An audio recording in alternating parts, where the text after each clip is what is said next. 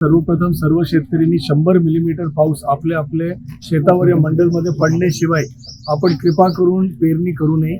दुसरी गोष्टी, सर्व शेतकऱ्यांनी किसान क्रेडिट कार्डचा लाभ कृपा करून घ्यावा। त्याच्यामध्ये ज्या उपलब्ध निधी आहे त्याच्यामध्ये वाढ देण्यात आलेला आहे शासनातर्फे, त्याचा लाभ सर्व सन्माननीय बळीराजांनी त्याचा लाभ घ्यावा। ज्या शेतकऱ्यांनी किसान क्रेडिट कार्ड काही कारणमुळे काढलेला नसेल तर कृपा करून सर्वांनी ते काढून घ्यावा।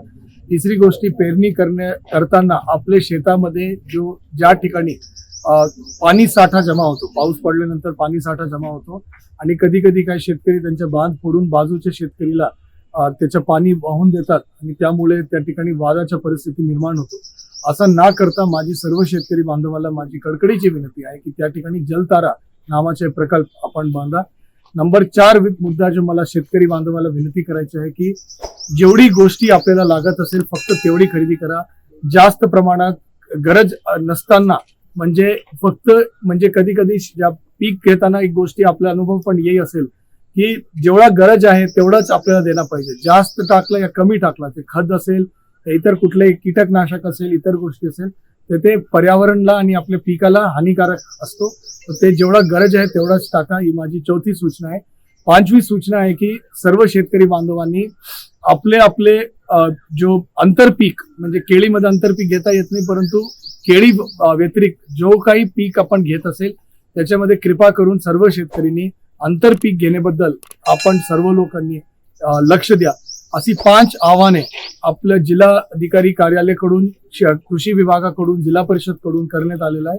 सर्व शेतकरी बांधवांनी या विषय संदर्भात जरासा आपण सहकार्य करावं। सर, BSNLचे टावर उभारण्यासाठी शासनाने जागा उपलब्ध करून दिलेली आहे आदिवासी भागामध्ये आणि तालुक्यामध्ये, परंतु त्याकडे कुठेतरी दिरंगाई होताना दिसत आहे।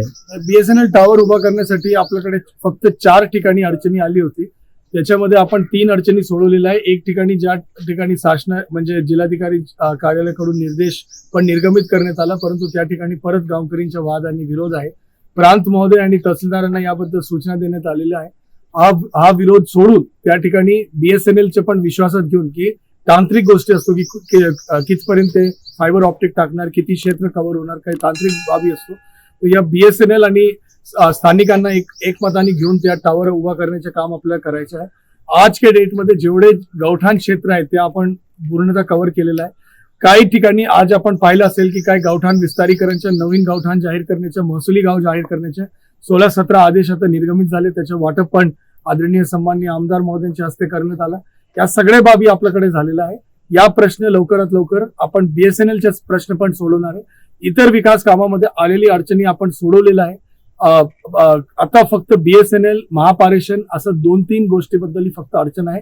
जल जीवनचे मिशन आणि काही लघु पाटबंधारे विभागाचे काय कामाचे पण काय अडचणी ते पण आपण सोडवण्याचे प्रयत्न करतो। चोपडामध्ये मागच्या वेळी ज्यावेळी मी आलो होतो, चोपडाचं पाणी पुरवठा योजनेचे एक प्रॉब्लेम होता नगरपालिकाचा, त्या प्रश्न सुटलेला आणि आता काम आता आपल्याला माहिती की ते सुरू पण झाले। ओके।